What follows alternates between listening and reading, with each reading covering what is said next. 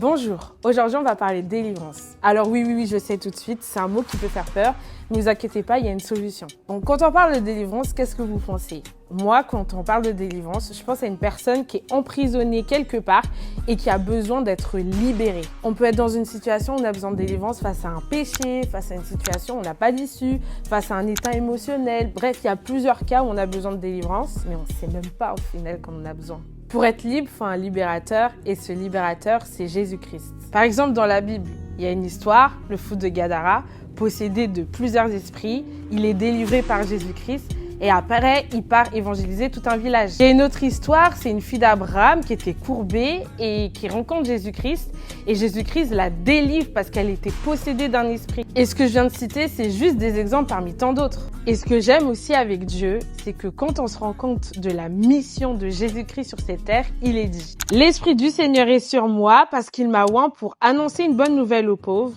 Il m'a envoyé pour guérir ceux qui ont le cœur brisé, pour proclamer aux captifs la délivrance et aux aveugles le recouvrement de la vue, pour envoyer libres les opprimés, pour publier une année de grâce du Seigneur. » Et là, ce qu'on peut voir, c'est que la mission de Jésus-Christ, c'est de délivrer toute l'humanité. Donc toi, moi, nous tous, on peut jouir justement de cette liberté en Christ. Et la délivrance n'est plus du tout un mot qui nous fait peur, mais un mot qui nous rassure et qui nous procure la paix. Et si tu as une question, n'hésite pas à laisser un commentaire et je t'invite à regarder nos autres vidéos.